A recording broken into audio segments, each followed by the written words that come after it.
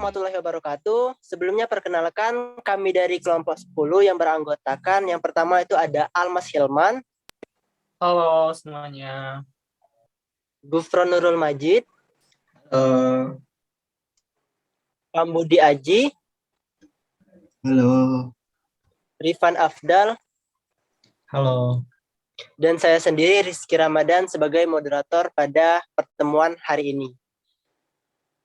Jadi untuk hari ini kita akan membahas materi mengenai CSR atau Corporate Social Responsibility. Nah, untuk teman-teman yang menonton video ini tentunya tidak asing lagi dengan istilah CSR ini kan. Yang mana CSR ini itu singkatnya merupakan sebuah usaha yang dilakukan oleh sebuah perusahaan atau entitas sebagai tanggung jawab dari usaha yang mereka lakukan. Namun untuk hari ini kita akan membahas CSR yang agak lebih spesifik, yaitu mengenai CSR dari entitas Islam. Dimohonkan untuk teman-teman untuk memperhatikan penjelasan dari kelompok kami dengan seksama, sehingga dapat memperoleh ilmu dan pengetahuan mengenai materi kita pada hari ini. Terima kasih moderator, di mana yang pertama kita akan melihat bagaimana sih situasi di status quo. Yang pertama itu tentang global, di mana secara global atau biasanya entitas yang bersifat konvensional itu atau misalnya entitas yang bersifat syariah juga melihat CSR ini.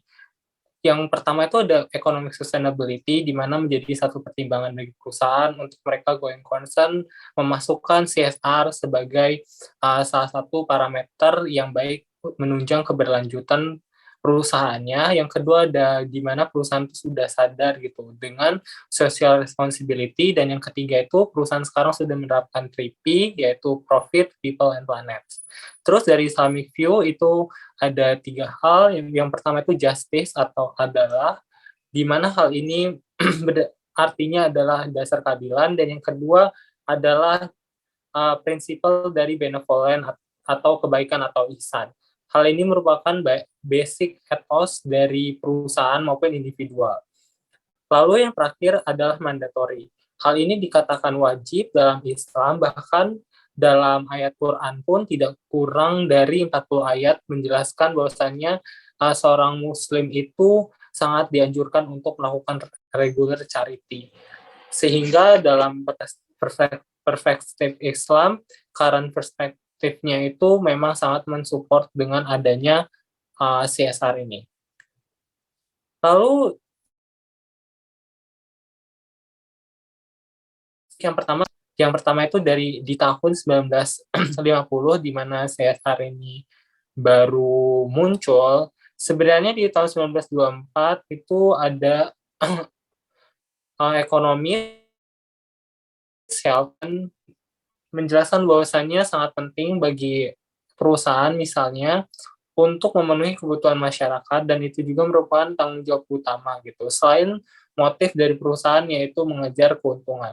Lalu di tahun 1950 ini dimulai dengan fase kebangkitan dari CSR, di mana Bowen menyatakan bahwasannya CSR ini merupakan tanggung jawab dari perusahaan. Di tahun 1960, CSR ini mulai ke arah awareness gitu, di mana sudah adanya kesadaran dari gerakan-gerakan seperti perlindungan hak konsumen, lingkungan, dan hak wanita dari 2 hal benefits-nya. Yang pertama itu sosioekonomik masyarakat, dan yang kedua CSR merupakan moral standpoint dan merupakan hal yang baik untuk diikuti oleh perusahaan. Lalu di 1970, yaitu CSR ini tuh sudah mulai banyak elaborasi dengan scholars dan organization, di mana dihasilkan 2 hal. Yang pertama itu tentang dimensi dan juga konsep. Untuk konsep sendiri, konsep ini ada yang dari CED, Committee for Economic Development, di mana CSR ini konsepnya itu melalui three concentric circles. Yang pertama itu di inner circles, yaitu core function berupa economic growth dan job satisfaction, dan yang kedua itu intermediate circles berupa responsiveness, contohnya itu environmental protection dan juga information disclosure of CSR activities, dan yang ketiga itu outer circles, yaitu tentang bagaimana perusahaan itu peduli dengan well-being of society and ecosystem, contohnya menghapuskan poverty atau kemiskinan. Lalu yang kedua itu tentang dimensinya, di mana dimensinya itu ada 4, yaitu ada economic, legal, ethical, and discretionary dimension.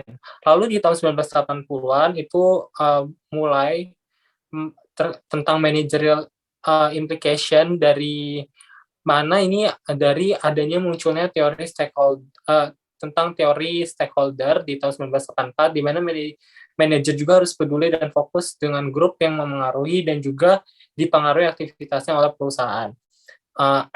Perusahaan, yaitu contohnya perusahaan itu managing hubungan dengan stakeholder, yaitu stockholder, pegawai, konsumen, and communities, terus juga stakeholder teori juga menjelaskan motivasi dari perusahaan melakukan CSR, dan yang ketiga, teori ini itu udah sangat match dengan CSR. Lalu selanjutnya,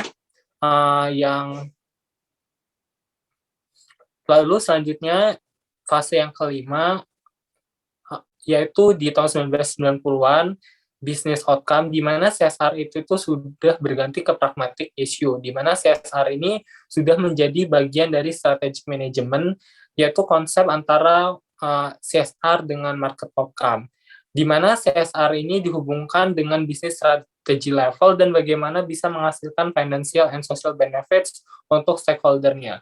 Lalu yang terakhir itu adalah New Millennium atau di tahun 2000-an, di mana ada dua hal yang jadi concern, yaitu value creation, di mana CSR ini bisa meng-attract valuable human resources, dan yang kedua itu dia meningkatkan image atau citra perusahaannya baik di masyarakat. Lalu yang kedua yaitu tentang concern sustainability, di mana komitmen perusahaan untuk maksimalisasi dampak positif dari perusahaannya itu secara jangka panjang dan juga minimalisasi dampak negatifnya gitu dalam masyarakat. Sehingga ada misalnya ISO 26000 yang ditambahkan dengan konsep GRI. Terima kasih, itu penjelasan dari saya. Selanjutnya saya serahkan kepada Gufron. Baik, terima kasih. Selanjutnya kita akan masuk pada materi yang kedua, yaitu mengenai keuntungan dari pelaporan dari CSR ini. Bisa di next. Nah, keunggulan dari pelaporan CSR ini antara lain ada peningkatan informasi untuk pengambilan keputusan, kemudian penetapan biaya produk ataupun layanan yang lebih akurat, kemudian pendekatan citra perusahaan, kemampuan untuk mengidentifikasi peluang pengembangan pasar perusahaan, dan juga yang paling penting itu untuk mempertahankan legitimasi organisasi untuk beroperasi. Nah, kita dapat sangat fakta bahwa perusahaan mendapatkan manfaat dari melakukan kegiatan CSR karena masalah keberlanjutan terkait dengan profitabilitas. Secara khusus dalam Islam, dalam Al-Quran disebutkan bahwa adanya bersedekah itu memberikan manfaat khusus, seperti yang disebutkan pada surah Al-Baqarah ayat 291, yang artinya yaitu perumpamaan orang yang menginfakkan hartanya di jalan Allah seperti sebutir biji jagung yang menumbuhkan 7 tangkai, yang pada setiap tangkainya ada 100 biji. Allah melipat gandakan bagi siapa yang Dia kehendaki, dan Allah Maha Luas lagi Maha Mengetahui. Bisa di next. Nah, selanjutnya kita akan masuk ke materi, yaitu tentang pandangan dunia Islam mengenai CSR ini. Nah, mengingat bahwa pandangan dunia yang berbeda dapat menyebabkan tujuan ekonomi dan perilaku sosial ekonomi berbeda, nah diskusi mengenai pandangan Islam tentang CSR ini dapat dibantu dengan konsep filosofis pandangan Islam mengenai CSR ini. Yang pertama yaitu ada tauhid ataupun kesatuan, di mana doktrin tauhid ini mempertahankan tauhid mutlak Islam, di mana kedaulatan Tuhan itu diakui. Bagi umat Islam, Islam dipandang sebagai bagian integral dari negara, hukum, dan juga masyarakat. Cara pandang ini berbeda dengan cara pandang Barat modern yang menganggap bahwa agama itu terpisah dari negara. Nah, paradigma tauhid ini mengakui bahwa pada akhirnya pertanggungjawaban adalah hanya kepada Tuhan. Maksud saya salah satunya adalah kepada Tuhan. Nah, ini membawa pernyataan yang kuat tentang pentingnya CSR. Yang kedua ada khilafah ataupun wakil di bahasa Indonesia kan ya. Nah, seperti yang dipahami secara umum, tujuan akuntansi pertanggungjawaban sosial terutama untuk menentukan efek tindakan korporasi terhadap kualitas hidup masyarakat dan juga karenanya penekanan pada akuntabilitas. Tujuan utama tujuan utamanya mungkin serupa, tetapi dalam Islam CSR itu memiliki fokus yang lebih luas. Nah, Tuhan menempatkan tanggung jawab pribadi pada semua umat Islam untuk apa yang dilakukan dengan sumber daya yang dipercayakan kepada mereka. Konsep khilafah mendefinisikan status dan peran seseorang, menetapkan tanggung jawab individu terhadap dirinya sendiri dan tanggung jawabnya kepada umat. Ada empat implikasi yang terpancar dari konsep khilafah ini. Yang pertama adalah persaudaraan universal, di mana aksi saling berkorban dan juga saling kerjasama adalah merupakan tatanan sosial, di mana tatanan sosial yang diberikan itu memungkinkan perkembangannya seluruh potensi manusia. Yang kedua ada khilafah ini adalah merupakan bahwa individu dianggap sebagai wali dari sumber daya Tuhan. Nah, pemilik kooperatif harusnya menyadari ya tanggung jawabnya untuk menggunakan sumber dayanya dengan cara yang akan memberikan manfaat tidak hanya bagi dirinya sendiri, namun juga untuk masyarakat yang luas. Dengan demikian, maka implikasi besar pada bagaimana CSR dipandang dalam Islam ini harusnya diserahkan kepada masyarakat Muslim. Kemudian ketiga ada khilafah ini adalah penekanan dari gaya hidup yang rendah hati, di mana gaya hidup boros dapat mengakibatkan tekanan yang tidak perlu pada sumber daya yang pada gilirannya dapat menyebabkan ketidakmakmuran dan juga untuk memenuhi kebutuhan dasar masyarakat. Dan yang terakhir, khilafah juga menyiratkan konsep kebebasan manusia dalam Islam. Kebebasan individu itu untuk bertindak tidak dibatasi oleh individu lain, tetapi dibatasi oleh ikatan tanggung jawab sosial. Kemudian untuk konsep filosofis pandangan Islam yang ketiga ada rububiyah ataupun negara yang sempurna. Rububiyah ini mengacu pada pengaturan Tuhan untuk mengarahkan hal-hal menuju keadaan sempurna pada rezeki manusia. Oleh karena itu umat Islam percaya bahwa sumber daya yang cukup itu digunakan untuk menopang setiap orang untuk mencapai rencana Tuhan yang sempurna bagi alam semesta. Nah, dalam konteks pengaturan ilahi, inilah upaya manusia dilakukan karena barang disediakan secara damai, secara memadai oleh Tuhan untuk setiap makhluk.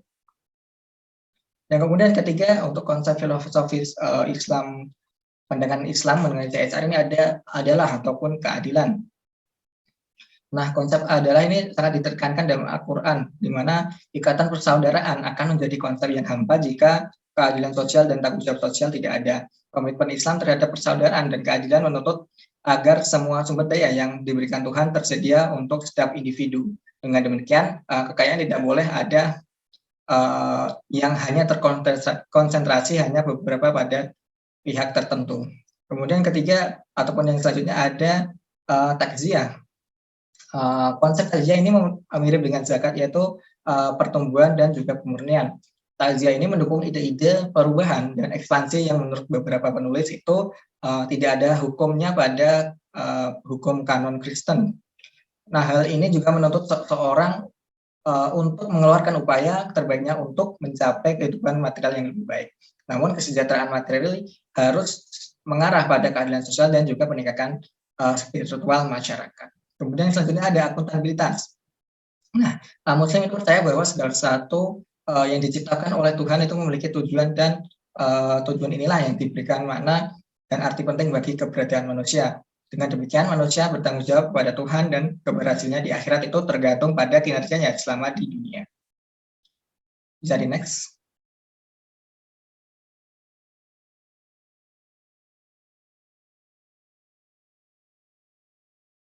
Selanjutnya ada tanggung jawab. Nah, konsep tanggung jawab ini membimbing pikiran Muslim dan maksud saya tanggung jawab ini membimbing pikiran seorang Muslim dalam gerakan kreatif dan intelektualnya menuju pemahaman tentang kehidupan dan alam semesta. Tanggung jawab ini merupakan keyakinan seseorang Muslim bahwa ketenangan jiwa di dunia ini dan takdirnya di akhirat ditentukan oleh seberapa baik ia memenuhi kewajibannya dan juga tanggung jawabnya untuk kerja, kemudian beribadah, berkorban selama hidupnya di dunia. Kemudian ada equilibrium ataupun keseimbangan. Nah, berkaitan dengan pembahasan CSR, akuntansi dan juga bisnis, ketiganya itu adalah konsep keseimbangan dalam Islam. Islam menekankan keseimbangan dalam segala hal yang dilakukan seorang seseorang. Misalnya pada ayat Al-Quran berikut secara eksplisit mengatur kebutuhan seorang muslim untuk menyeimbangkan urusan duniawi dan juga akhirat, yaitu pada surah Al-Qasas ayat 77 yang isinya yang berarti tetapi carilah dengan harta yang telah dikaruniakan kepada Allah kepadamu rumah akhirat, dan janganlah kamu melupakan bagianmu di dunia. Dan yang terakhir ada syura ataupun permusyawaratan bersama. Nah, proses syura ataupun konsultasi ataupun permusyawaratan ini ataupun bisa kita sebut dengan musyawarah merupakan hal mendasar untuk mencapai masyarakat Islam yang ideal dan penting dalam organisasi bisnis Islam. Nah, khusus untuk pelaporan perusahaan, syura ataupun musyawarah ini dapat dioperasionalkan dalam kasus keterlibatan pemangku kepentingan stakeholder dalam pelaporan sosial dan lingkungan. Inisiatif pelaporan global telah menyarankan agar perusahaan-perusahaan terlibat dialog dengan para stakeholder agar perusahaan mengetahui apa yang dibutuhkan pemangku kepentingan terkait pengungkapan isu-isu sosial dan juga lingkungan. Nah, inilah tepatnya yang ingin dicapai oleh konsep syura. Nah, pada akhirnya karena kesadaran sosial dan kepedulian terhadap individu itu menyatu secara tak terpisahkan. Bekerja untuk kesejahteraan orang lain dan adalah cara yang paling menjanjikan untuk memperluas kegunaan seseorang dalam menyenangkan Tuhan ataupun dalam hal ini meraih Tuhan ya. Penekanan pada kesejahteraan masyarakat ini dalam konteks ini sangat tersirat. Oke. Dari saya cukup segitu, selanjutnya akan dilanjutkan oleh teman saya. Terima kasih. Baik, materi selanjutnya di sini saya akan membahas mengenai Islam dan CSR. Nah, dalam Islam meskipun perolehan keuntungan didorong, tujuan yang berorientasi terkait non-profit juga sama pentingnya. Nah, dalam konteks pelaporan perusahaan harus menerima tanggung jawab atas tujuan yang bersaing mencapai keseimbangan antara kepentingan karyawan, pelanggan, investor, dan juga masyarakat umum. Oleh karena itu, kebebasan perusahaan untuk beroperasi harus dikombinasikan dengan tanggung jawab yang diinduksi sendiri, dan tidak boleh ada konflik antara kepentingan pribadi dan sosial perusahaan. Pada dasarnya, pilar dasar yang menjadi sandaran CSR dari perspektif Islam adalah pada konsep akuntabilitas Islam. Bisa di next. Baik, selanjutnya ada accountability dan CSR.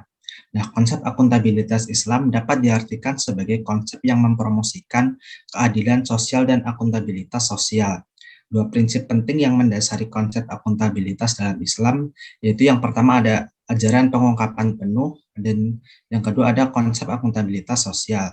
Sejalan dengan hal tersebut, orang akan mengharapkan bisnis yang beroperasi di lingkungan Islam untuk menekankan pengungkapan informasi yang terkait secara sosial.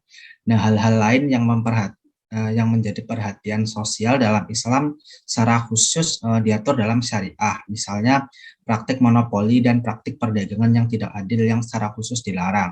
Nah, lebih jauh lagi dalam Islam, seseorang memegang harta dengan amanah karena Allah dan tidak boleh ada konflik antara kepentingan pribadi dan kepentingan sosial.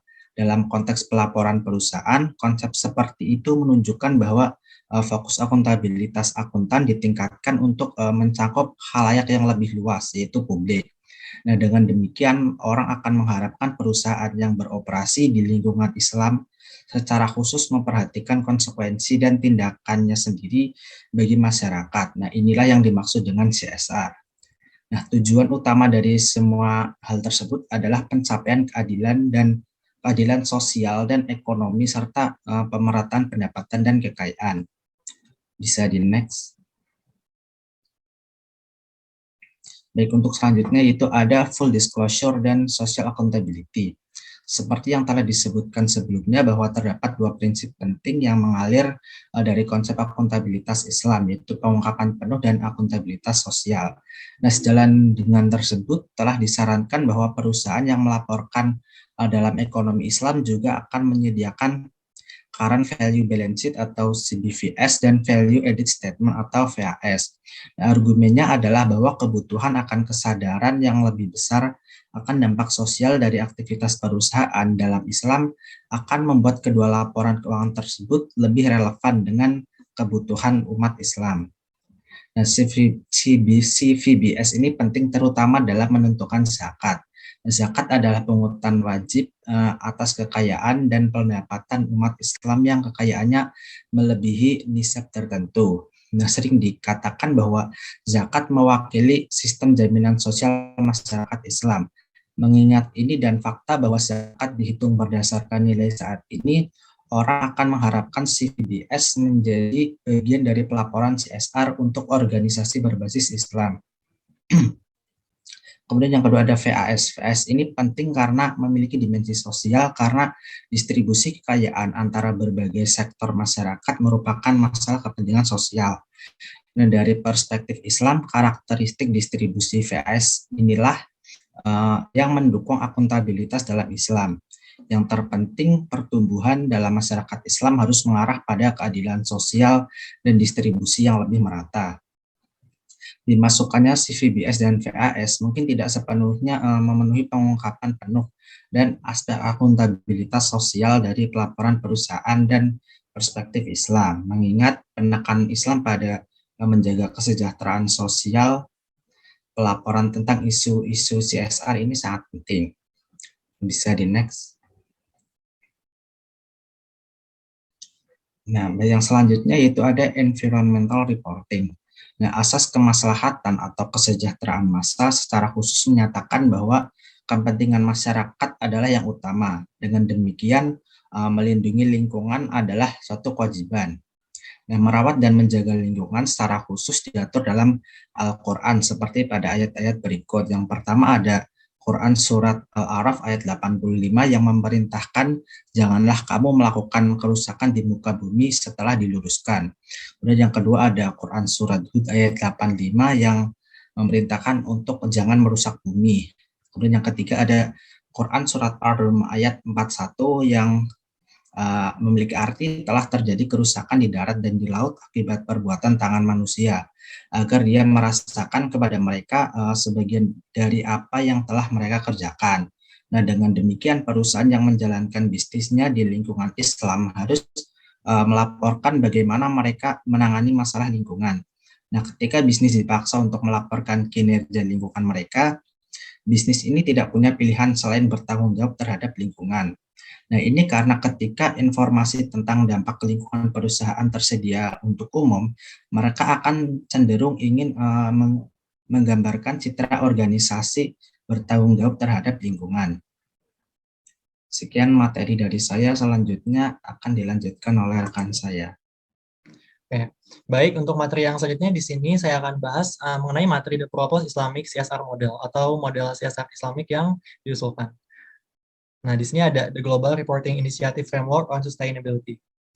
Jadi, kerangka kerja inisiatif pelaporan global tentang keberlanjutan atau GRI ini memberikan pedoman kepada perusahaan tentang pelaporan kinerja, ekonomi, lingkungan, dan sosial organisasi. Di mana secara khusus kerangka tersebut ini memberikan prinsip-prinsip dalam mendefinisikan konten laporan untuk memastikan kualitas informasi yang dilaporkan. Di sini itu ada 3 kategori informasi yang harus diungkapkan dalam perusahaan, yaitu mencakup ekonomi, sosial, dan lingkungan. Ini tuh kadang disebut sebagai 3P bisnis, keuntungan, orang, dan planet. Hal-hal yang akan dilaporkan di bawah ekonomi, ini ada beberapa hal seperti pelanggan, pemasok, karyawan, penyedia modal, dan sektor publik. Untuk yang sosial ini ada subkategori praktik ketenaga kerjaan, hak asasi manusia, masyarakat, dan tanggung jawab produk. Serta untuk yang lingkungan ini, GRI secara khusus mencakup penggunaan material, energi, air, dampak terhadap keanekaragaman hayati, pengukuran emisi, limbah, dan limbah, pemasok produk dan layanan, kepatuhan, dan transportasi. Baik, bisa di next. Nah, ini merupakan bagian GRI Framework on Sustainability. Ada ekonomi, lingkungan, dan sosial, di mana di sini ada subkategori yang membawahinya. Bisa di next lagi. Lalu, seperti yang dijelaskan sebelumnya, penekanan GRI pada pelaporan keberlanjutan ini berfokus pada indikator kinerja ekonomi, sosial, dan lingkungan, baik itu kualitatif maupun kuantitatif perusahaan. Di mana untuk yang indikator pertama ini ada indikator kinerja ekonomi. Jadi dari perspektif perspektif Islam ini, selain daftar indikator kinerja ekonomi yang disarankan oleh GRI ini, informasi tentang jumlah zakat yang dibayarkan oleh perusahaan, jumlah pemegang saham muslim dan kepemilikan sahamnya, apakah perusahaan tersebut monopoli dalam penyediaan barang dan jasa tertentu, apakah dalam hal perusahaan terdaftar ini terdaftar sebagai counter halal atau yang diizinkan, dan apakah perusahaan atau anak perusahaannya ini melakukan kegiatan haram atau yang terlarang ini harus diungkapkan. Jadi sebuah perusahaan yang mengikuti ajaran Islam secara ketat ini dalam perilakunya akan mengungkapkan kegiatan yang dapat dikategorikan memiliki kemungkinan merusak keadilan sosial dan ekonomi, seperti penimbunan barang-barang yang diperlukan, praktik bisnis penipuan, dan manipulasi harga. Untuk yang indikator kedua ada indikator kinerja sosial, mana dimensi sosial keberlanjutan menurut GRI ini menekankan dampak perusahaan pada sistem sosial di mana ia beroperasi. GRI ini mengidentifikasi ukuran kinerja utama yang berkaitan dengan praktik ketenaga kerjaan, hak asasi manusia, serta masalah yang lebih luas mengenai konsumen, seperti dalam tanggung jawab produk, masyarakat, dan pemangku kepentingan lainnya di masyarakat. Namun dari perspektif Islam ini, indikator kinerja sosial mungkin kurang mendapat konsensus dibandingkan indikator kinerja lingkungan, di mana secara khusus dalam pelaporan perusahaan Islam, indikator kinerja sosial ini harus mencakup antara lain seperti apakah karyawan dari eselon yang lebih tinggi ini dalam perusahaan melakukan sholat berjamaah dengan manajer tingkat bawah dan menengah, lalu apakah karyawan muslim diperbolehkan untuk melakukan sholat wajib mereka selama waktu-waktu tertentu dalam hari kerja mereka, dan apakah ada tempat ibadah yang layak bagi karyawan. Oleh karena itu, perusahaan bisnis yang bertanggung jawab harus memastikan bahwa informasi tersebut diungkapkan tidak hanya dalam laporan tahunannya, tetapi juga diberikan pada produk itu sendiri. Lalu untuk yang ketiga adalah indikator lingkungan. Nah, khusus untuk masalah lingkungan ini, daftar indikator kinerja lingkungan yang disediakan oleh GRI tampak komprehensif. Yang dengan demikian, orang tidak akan mengharapkan adanya perbedaan antara indikator kinerja lingkungan yang diungkapkan oleh perusahaan bisnis sekuler dan Islam. Dan juga pentingnya memasukkan informasi lingkungan dalam kerangka pelaporan CSR telah dibahas di bagian sebelumnya. Baik, bisa di next lagi. Nah, ini ada Islamic CSR Reporting Model yang tadi sudah dijelaskan, itu ada GRI Sustainability Framework.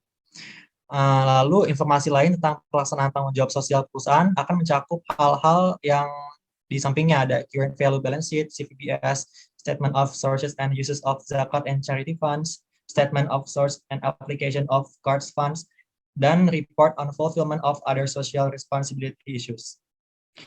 Bisa di next lagi. Ini merupakan gambaran yang akan dibahas pada materi yang selanjutnya. Ini ada laporan perbedaan laporan value added statement dan juga laporan laba rugi yang akan dijelaskan saya setelah ini. Oke, bisa di next lagi.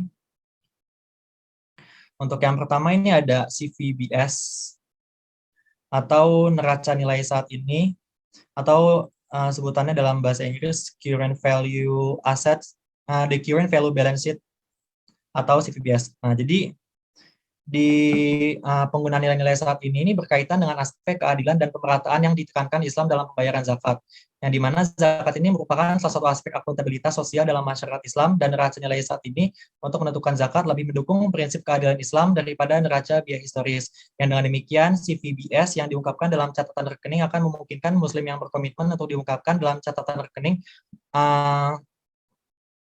akan memungkinkan Muslim yang berkomitmen untuk menentukan kewajiban zakat mereka. Jadi tidak hanya jumlah laporan tahunan, tapi juga memastikan bahwa pemangku kepentingan yang berkepentingan dapat menentukan jumlah zakat dari laporan keuangan organisasi. Untuk yang kedua ada pernyataan nilai tambah atau VAS, atau yang juga disebut sebagai the value added statement. Nah, di sini FAS ini memberikan dimensi sosial pada perolehan keuntungan oleh bisnis. Selain itu juga menunjukkan suasana yang lebih progresif di sekitar bisnis, menempatkan fokus pada semua mitra daripada hanya pada pemegang saham. Pengukuran dan pengungkapan nilai tambah itu sendiri juga harus menghasilkan semangat baru kerjasama antara pekerja, investor, dan pemerintah, dan tanggung jawab baru entitas ekonomi kepada semua pemangku kepentingan. Tanggung jawab dan suasana baru mungkin lebih adil dengan mempertimbangkan kontribusi masing-masing individu sebagai dasar distribusi. Ditambah dengan fakta penting bahwa pengguna akun akan melihat sekilas yang didistribusikan ke berbagai pemangku kepentingan di value added statement ini. Baik, untuk yang materi selanjutnya akan dilanjutkan dengan rekan saya, Rizky Ramadan. Baik, sekian dari saya. Terima kasih. Baik, untuk selanjutnya saya akan melanjutkan materi sebelumnya, yaitu mengenai Islamic CSR Reporting Model yang ketiga, yaitu mengenai Statements of Sources and Uses of Zakat and Charity Funds, atau laporan sumber dan penggunaan dana zakat dan sedekah.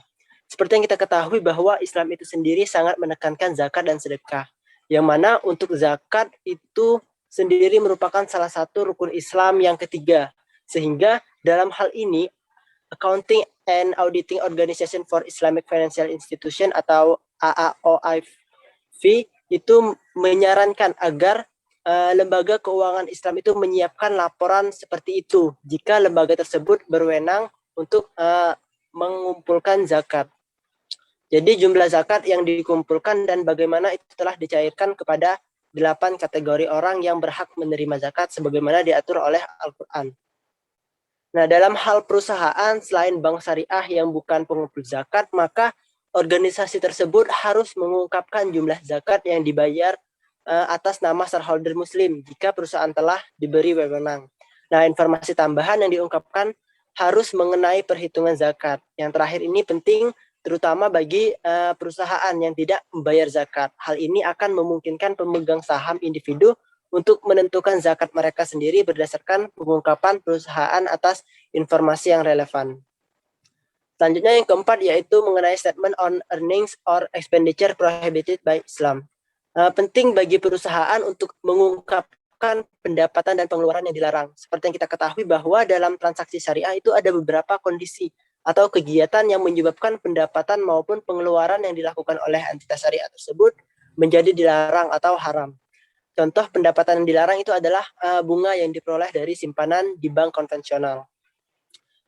Khusus untuk bank syariah itu adalah komisi dari pedagang bisnis kartu kredit syariah yang tidak patuh syariah. Yang perlu kita garis bawahi pada laporan ini yaitu mengenai bagaimana cara pengeluaran pendapatan yang dilarang juga harus menjadi subjek pengungkapan. Lebih penting lagi itu perusahaan harus menunjukkan langkah-langkah spesifik yang telah diambil untuk menghindari pendapatan tersebut di masa depan. Boleh di next slide.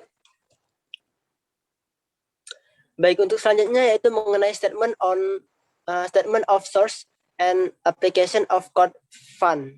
Seperti yang kita bahas pada bab-bab sebelumnya bahwa dana court itu adalah pembiayaan yang diberikan kepada individu di mana tidak akan menerima return ke bank syariah. Jadi untuk peminjam itu sendiri hanya akan membayar jumlah pokoknya. Nah, sebuah bank Islam itu dapat mengatur dana untuk court sebagai sarana untuk mencapai tujuan sosialnya. Besarnya pembiayaan court itu diberikan sampai batas tertentu akan menunjukkan pemenuhan tanggung jawab sosial organisasi. Sementara bank syariah berada dalam bisnis untuk memberikan pembiayaan dan pinjaman semacam yang diharapkan. Perusahaan selain bank syariah juga dapat memberikan pembiayaan tersebut. Misalnya, court dapat diberikan kepada karyawan untuk membantu pendidikan anak-anaknya.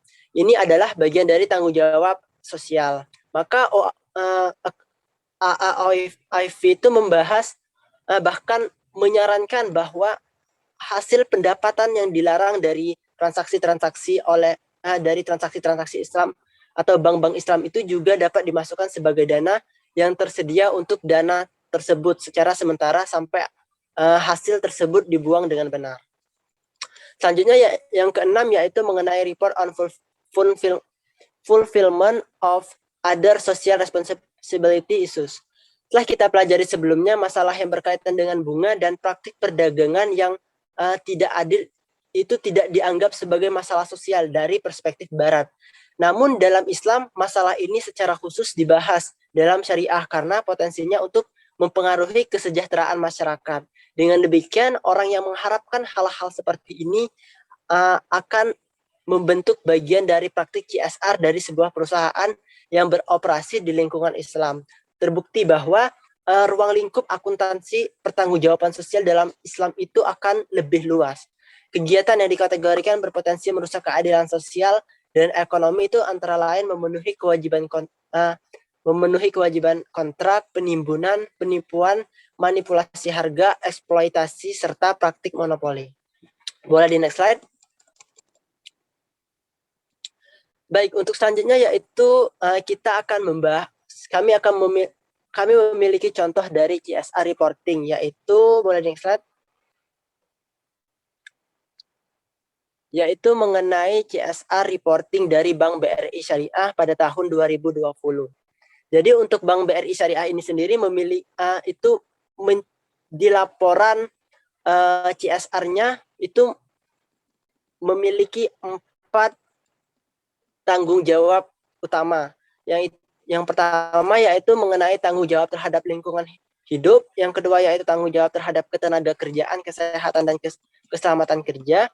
Yang ketiga yaitu tanggung jawab terhadap pengembangan bidang sosial dan kemasyarakatan, dan yang keempat yaitu tanggung jawab terhadap pelanggan. Nah, untuk tanggung jawab terhadap lingkungan hidup, Bank BRI Syariah ini sendiri memiliki beberapa program, diantaranya yaitu program Green Banking, kedua yaitu operasional kantor ramah lingkungan, yang ketiga yaitu penghematan energi, yang keempat yaitu penggunaan kertas, serta yang kelima yaitu penggunaan pelestarian lingkungan. Sedangkan untuk tanggung jawab terhadap ketenaga kerjaan, kesehatan dan keselamatan kerja, Bank BRI Syariah itu sendiri mencantumkan pada laporan CSR-nya yaitu mengenai kesempatan kerja dari karyawannya, yang kedua yaitu mengenai kesetaraan gender, yang ketiga yaitu pembentukan lingkungan kerja yang kondusif, selanjutnya yaitu mengenai kompensasi dan manfaat, tingkat perputaran karyawan, dan yang terakhir yaitu membangun kesadaran, kesehatan, dan keselamatan kerja. Sedangkan untuk tanggung jawab terhadap pengembangan bidang sosial dan kemasyarakatan itu terbagi menjadi 4, yaitu yang pertama yaitu faedah pendidikan, yang mana di sini Bank BRI Syariah itu memberikan beasiswa maupun pembangunan sekolah serta pesantren kepada masyarakat yang memerlukannya. Selanjutnya untuk faedah kesehatan itu programnya berupa bantuan alat kesehatan, sunatan massal, donor darah, serta kegiatan lainnya. Sedangkan untuk faedah sosial yaitu berupa bantuan sosial, bantuan bencana, pembangunan layanan publik, dan lain-lain. Sedangkan untuk faedah peribadatan yaitu program berupa pembangunan masjid, amal untuk khutbah, serta bantuan hewan kurban. Nah, dari keempat faedah tanggung jawab ini pada tahun 2020 tercatat mencapai 4.702.076.511 rupiah. Selanjutnya untuk tanggung jawab terhadap pelanggan, Bank BRI Syariah itu merealisasikan 5 kegiatan utama, yaitu mengenai informasi produk dan layanan, pengembangan produk, peningkatan kualitas layanan pengaduan nasabah, dan yang terakhir yaitu mengenai edukasi perbankan. Mungkin itu saja penjelasan dari kelompok kami, lebih dan kurangnya kami mohon maaf, dan kepada Allah kami mohon ampun. Akhir kata, wabillahi taufiq wal hidayah. Wassalamualaikum warahmatullahi wabarakatuh.